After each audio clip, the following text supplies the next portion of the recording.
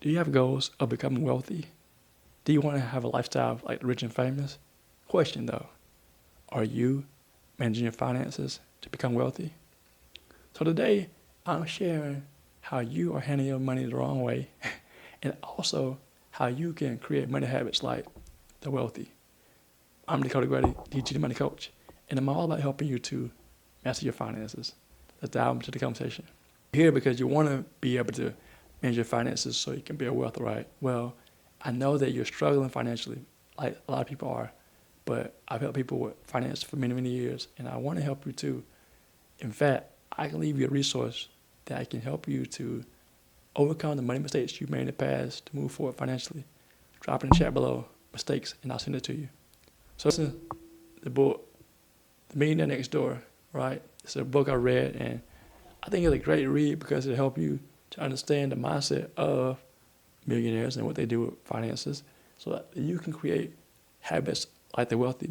Let's break down why you aren't doing well with finances first and foremost before we get to how you can create money habits. The first issue you're having with money is you're living above your means and you're trying to keep up with the Joneses, right? We know. Friends or family. In fact, I had a client and I was coaching and he had a big house. Wife stayed at home with children, had about 3 kids, and I think she homeschooled the children, I believe. The wife did. And he had some vehicles in the yard, and I think the house was about 2 or 3 stories. But they were struggling financially. Things on the outside looked really good, but on the inside, they were broke, busted, and disgusted. Do you relate with that? You're making good money, 6 figures, maybe even making 50K or more, but you feel like you can't move ahead. You don't know where your money's going every month, right? And you don't know if you'll ever be able to retire. So that's what happens when you try to keep up with the Joneses. You have all these doubts and worries about your financial future. So that's holding you back from moving forward financially. The second thing is you aren't saving money. You don't have money saved for rainy days. That's why people rely on debt, because they feel like, oh, I need a credit card so that I can rely on it for emergencies, right? One, stats have said that people have struggled with having to pay for $400 expenses because they don't have the money, or maybe $1,000 expenses because they don't have the money. You aren't saving. You make all this money and you aren't putting things away for rainy days, right? That's holding you back too from moving forward to creating wealth. You must have the foundation before you can build wealth. The third thing that's holding you back from accumulating wealth is living for today. You're not living for the future. Living now. And the now is immediate. Prices are rising everywhere. Housing, food, everything is going up, right? Are you preparing for the future, or are you living for today? It's good to live for today, but you also need to prepare for things that happen in the future. If you want to move forward financially, you gotta prepare. How do you move forward to make those better money habits, like we discussed in this book here?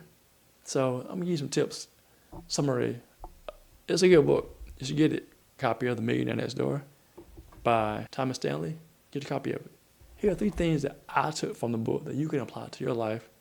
How do people who are wealthy handle their finances? First thing they do is they control their spending by doing a budget. Ooh, a budget. That's right. Dun, dun, dun, dun. The B word. I call it a money plan.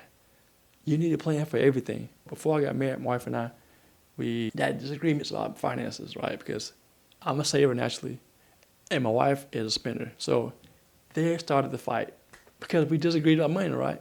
But we came together by managing our finances together. Now, coming together, we did a budget. A budget is simply a plan for your money. When you get married, you go to school, you have children, all those things require a plan. Your money is no different. So I recommend doing a monthly plan, a money plan that is. And you can watch the video on how to do a money plan too if you need help with that. But do a money plan every month. Now I heard you can do a money plan or budget annually. I don't recommend it. Here's why. Because every month is different. January is different from December. You have New Year's resolutions at the beginning of the year, and at the end you have holidays. So you're going to have to adjust your budget every month so that you can be able to, navigate the changes in your finances. The second thing they say in the book, the authors say, is to have a low consumption lifestyle. When you get a raise or you get more income from your business, what do? You raise your lifestyle, right? More likely. Well, I recommend, and the book recommends too, that you should a low consumption lifestyle.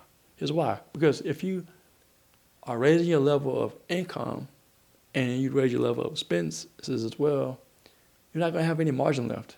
So when you do have an emergency or rainy day, you don't have everything saved, you're going to go back into the trap of borrow money and stay in the debt. Make sure you keep your lifestyle low, raise your income up, and keep on putting things away for emergencies and also for retirement. Third thing is to, when you have a money plan, you also are keeping your lifestyle low, you can be able to invest. The book recommends investing at least 15% of your income. I would go even further and say you can invest between 10 to 15% of your income. That way you can be able to have a retirement and nest egg set aside for you so that you can enjoy life. You don't want to work hard and at the end of your life, you're broke.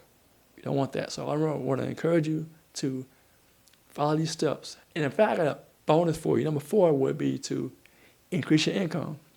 Because again, if you're managing your finances every month with a budget, you're keeping your lifestyle low, and then you're also investing, you can increase your income so you can invest more.